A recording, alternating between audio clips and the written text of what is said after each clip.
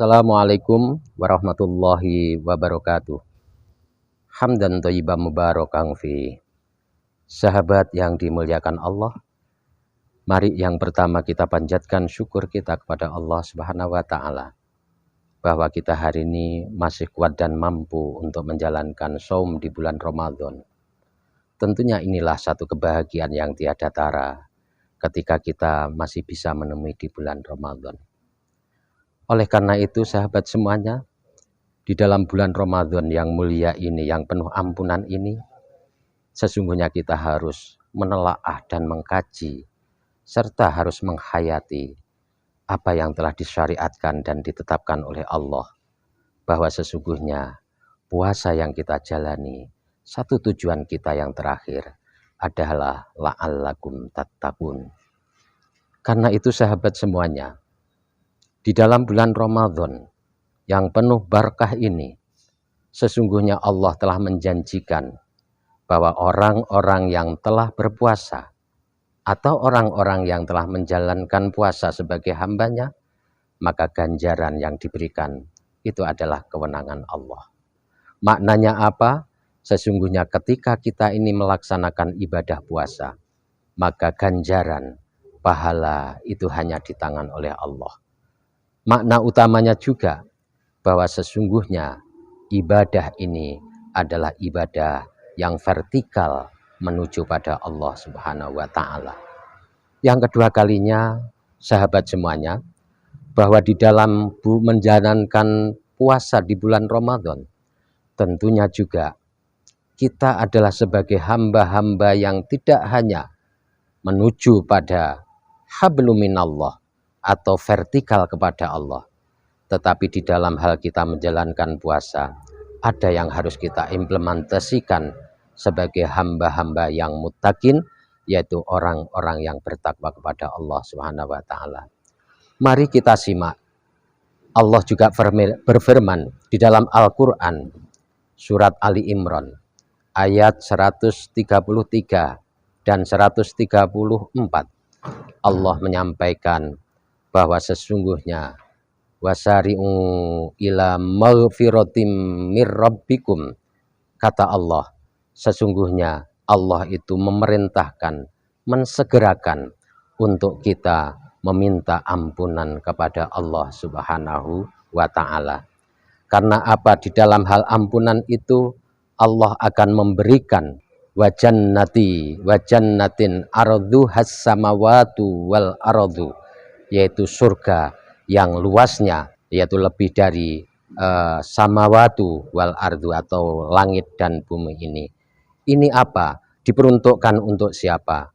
Untuk uiddat lil muttaqin, yaitu orang-orang yang bertakwa. Makna dari orang yang bertakwa secara hubungan dimensi sosial, tidak cukup kita hanya hablum minallah, hubungan kepada Allah, tetapi orang yang bertakwa sebagai implementasinya ketika kita menjalankan puasa, alladzina yunfikuna fis-syara'i wadh-dhara'i wal kadhiminal ghaidhi wal afina 'anin nas wallahu yuhibbul muhsinin. Ketika kita berbicara takwa, maka orang yang bertakwa memiliki satu di antaranya ciri di antaranya yaitu berinfak, baik itu dalam saat lapang maupun dalam saat sempit. Ini maknanya apa? Tujuan dari puasa membentuk muttaqin, orang yang bertakwa. Orang yang bertakwa pasti mereka suka berinfak.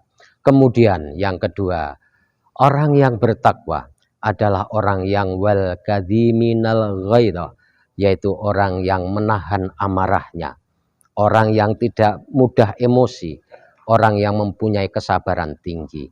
Oleh karena itu ketika la'allakum tattaqun sebagai tujuan utama orang yang berpuasa, maka sesungguhnya orang yang berpuasa pasti bisa menahan amarah yang dimilikinya. Yang ketiga kalinya yaitu wal afina anin nas, memberikan maaf kepada sesama manusia. Wallahu yuhibbul muhsinin, bahwa dan Allah mencintai orang-orang dalam hal ini berbuat kebajikan.